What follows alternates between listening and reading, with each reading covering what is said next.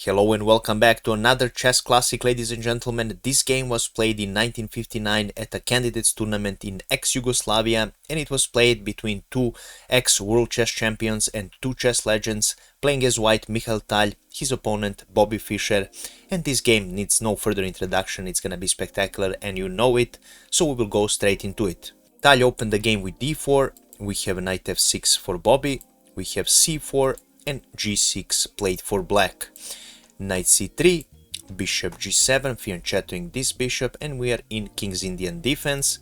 We have e4 for white, and we have d6 for black, with the idea to push and counterattack in the center with e5.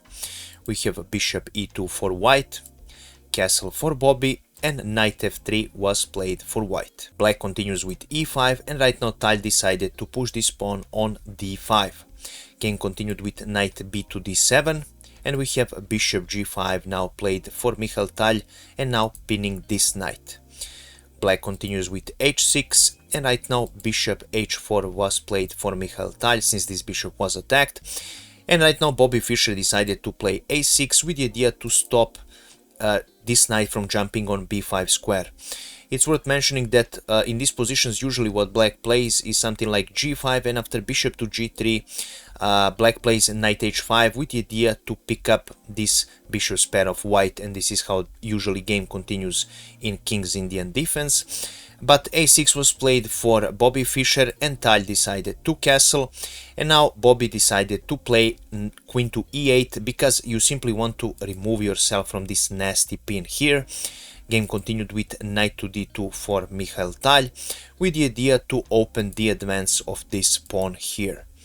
We have knight to h7 by Bobby Fischer, so Bobby's idea is also the same. He wants to play f5 here and counterattack as well.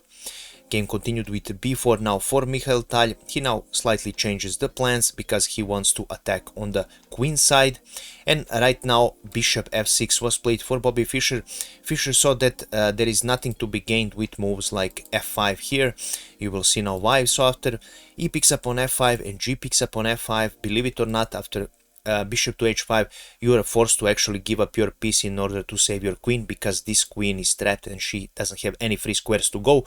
So you have to play rook f7, and after bishop picks up on f7 you are left with a piece down. So that is the reason bishop f6 was played, and after bishop picks up on f6 and knight picks up on f6 we have knight b3 played for Mikhail. We have queen e7 for Bobby Fischer, queen d2 now for Mikhail. Tal now aims on this pawn here, so black is forced to defend it, and we have queen e3 right now with the idea to support the advantage of this c5 pawn. We have knight to g8. Right now this is a really good move by Bobby Fischer because Bobby sees a few moves in advance and he sees that he needs to push f5, and he also sees that this knight will be needed here as in the defense of this black queen. So we have c5 now pushed for Mikhail. For now f5 was played for Bobby Fischer, so Bobby doesn't want to take this and he plays f5. We have e picks up on f5 and we have g picks up on f5 played by Bobby, and right now f4 was played for Mikhail. We have e picks up on f4 and queen picks up on f4. Now after f4 here, if you decide, for example, to push here, this was another option for Bobby Fischer, but this would leave this d4 square really weak, and this would be an opportunity for white to exploit this black's weakness.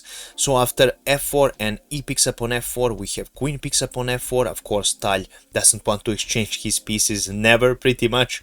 And now we have first mistake of the game by Bobby Fischer, and that is d picks up on c5, which is just a positional, huge positional mistake. After this move, Tal actually recommends playing knight to e5 here. After this, the game would probably continue, as Tal mentions it, with rook f to e1, and Tal would continue his game around the attack on this pawn, and of course maneuvering his knights here. So we have d picks up on c5, and after this we have bishop d3 for Mikhail. Tal now wants to pressure this pawn, and Bobby Fischer for now ignores this and he simply wants to pick up even more material. So we have c picking up on b4, although the best move and recommended move was queen g7, that still keeps the position balanced. But after bishop d3 and c picks up on b4, we have rook a to e1 now played for Mikhail attacking this queen. And Bobby again picks up a slightly dubious move. He plays queen f6. Recommended move was actually queen d6 and offering a queen trade here, although white is slightly better. So queen f6 now allows rook e6, and this queen is again under attack. And Mikhail actually sacrifices this knight, but this is only a temporary sacrifice. Of course, you will see now why. So after that, queen picks up on c3, and we have bishop f5 on the board with a check. And right now, black is forced to pick up this bishop. Now, after bishop x up on e5, on f5, if you think like playing something like king to h8, then this is a forced checkmate sequence with rook picking up on h6, and after knight picks up on h6, we have queen picking up on h6 with a check, king g8, and queen h7 is checkmate. After rook picks up on h6, if you decide to play king g7, then rook h7 check, and after king f6, you can give a checkmate in a few ways. One of the ways is bishop d3.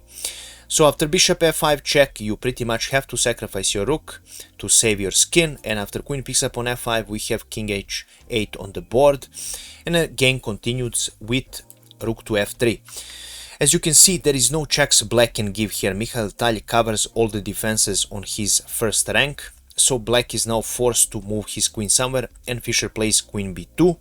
Our game continued with rook to e8, a really important move, and just shows you the importance of development in early stages of the game.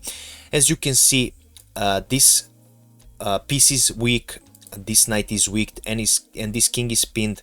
This rook is also pinned because you cannot leave the defense of this bishop here, and you are really in an awkward spot here. You have three pieces and none of them are working, so that's the importance of development. We have knight to f6 right now played for Bobby Fischer, attacking Tal's queen. Tal now decided to pick up this knight with a check. Of course, you cannot pick up this queen with your knight because your knight is pinned. So we have queen picks up on f6, and we have a rook picking up on f6 on the board. Still, you cannot pick up this rook, that's obvious. We have a rook king to g7, and Tal continues the game with rook f to f8. Right now attacking this knight, also aiming at this bishop.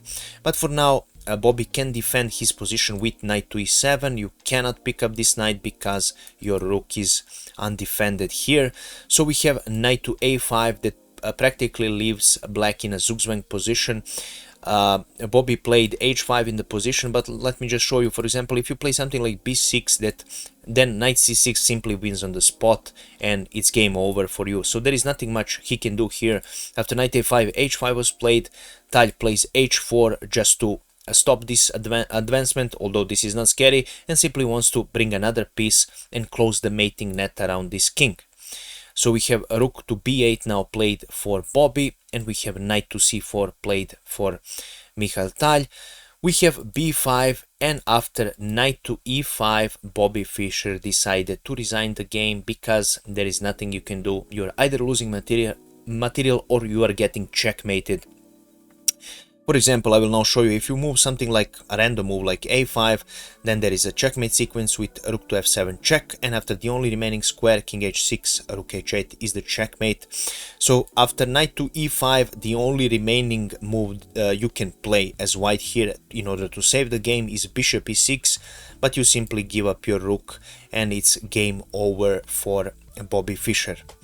And this is how this game ended, and this is all I have prepared for you today. If you enjoyed this game, please make sure to leave a comment, like and share this video because it really helps me a lot, and as you guys know, I cannot do it without your help. I really appreciate it so much. If you wish, you can also donate to my channel. I will leave the link, a PayPal link, in the description of this video. Each new donator will be listed in every one of my new videos, as you can see on the screen. Thank you so much. Your support is much appreciated, guys. I really mean it. Also, please let me know your thoughts about this game. Did you enjoy it? Do you like me sharing games of Tal, of Bobby Fischer? I truly enjoy them, so I hope you enjoy them as well. Let me know your questions if you have some questions about the analysis of this game, or if you have to comment something about pretty much anything.